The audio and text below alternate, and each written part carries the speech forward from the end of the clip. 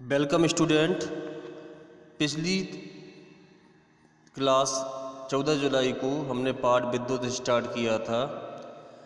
अब हम आज उसी लेसन में आगे बढ़ते हुए प्रतिरोधों के संयोजन के बारे में अध्ययन करेंगे। तो स्टूडेंट, प्रतिरोधों को दो प्रकार से संयोजित किया जा सकता है। पहला क्रम जो होता है वो होता है श्रेणी क्रम संयोजन और दूसरा क्रम होता है समांतर क्रम संयोजन। तो श्रेणी क्रम संयोजन प्रतिरोधों का ऐसा संयोजन होता है जिसमें प्रत्येक प्रतिरोध का दूसरा सिरा अगले आने वाले प्रतिरोध के पहले सिरे से जुड़ा रहता है। तो ऐसे संयोजन को हम श्रेणी क्रम संयोजन कहते हैं। चित्र में आप देख रहे हैं कि तीन प्रतिरोध दिए गए हैं, R1, R2 व R3। तो पहले प्रतिरोध का पहला सिरा बिंदु A प्रदर्शित करता है, जबकि इसका दूसरा सिरा B बिंदु प्रदर्शित कर रहा है। और दूसरे प्रतिरोध का पहला सिरा B प्रदर्शित कर रहा है तथा दूसरा सिरा इसका C प्रदर्शित कर रहा है। और तीसरे प्रतिरोध का पहला सिरा C है तथा दूसरा सिरा D है। इस प्रकार हम कह सकते हैं कि B और C दोनों प्रतिरोधों में कॉमन पॉइंट है और सभी प्रतिरोध A बिंदु से चलकर कहाँ पे ख़त्म होते हैं? D बिंदु पर। इनको हमने किसी बैटरी की सहायता से जोड़ दिया है और इसके बगल में एक हमने कुंजी का प्रयोग किया है। तो जैसे ही इस परिपथ में धारा प्रवाहित होगी तो प्रतिरोध के सिरों के बीच विभवांतर उत्पन्न हो जाता है और प्रतिरोध R1 के सिरों के बीच B1 और प्रतिरोध R2 के सिरों के बीच B2 तथा प्रतिरोध R3 के सिरों के बीच B3 उत्पन्न हो जाता है।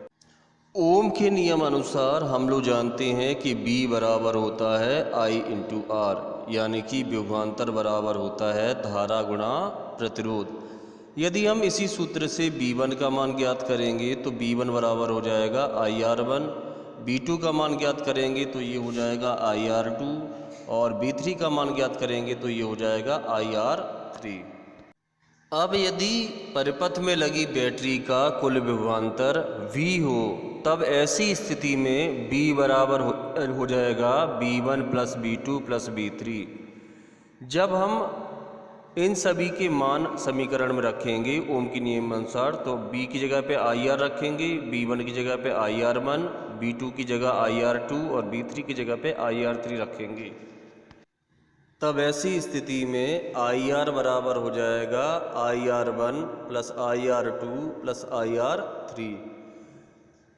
समीकरण के राइट हैंड साइड में हम I कॉमन ले लेंगे तो लेफ्ट हैंड साइड वाले I से राइट हैंड वाला I कट जाता है। तो समीकरण आ जाएगा R बराबर R1 plus R2 plus R3। यानी कि हम ये कह सकते हैं कि श्रेणी क्रम में संयोजित प्रतिरोधों का तुल्य प्रतिरोध उनके योग के बराबर होता है। यही श्रेणी क्रम संयोजन कहलाता है।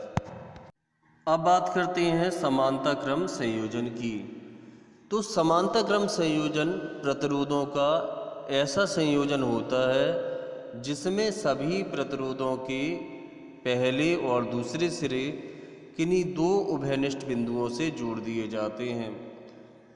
इस प्रकार के संयोजन में सभी प्रतिरोधों के सिरों के बीच विभवांतर का मान एक समान रहता है।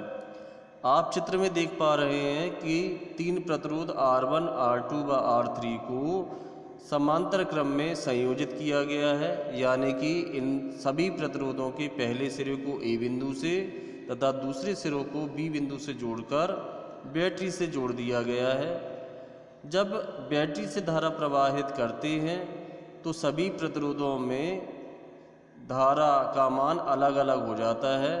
प्रतिरोध R1 से गुजरने वाली धारा I1 होगी, प्रतिरोध R2 से गुजरने वाली धारा I2 होगी और प्रतिरोध R3 से गुजरने वाली धारा I3 होगी। जब धारा I1, I2 व I3 B बिंदु पर जाकर मिलती हैं तो ये सब एक हो जाती हैं। तो ऐसी स्थिति में I बराबर हो जाएगा I1 plus I2 plus I3। अब ओम के नियम अनुसार हम लोग जानते हैं कि B बराबर होता है IR। इस समीकरण से I का मान ज्ञात करेंगे तो I बराबर हो जाएगा B बटे R। इसी प्रकार यदि हम I1 का मान ज्ञात करेंगे तो ये B/R1 के बराबर होगा।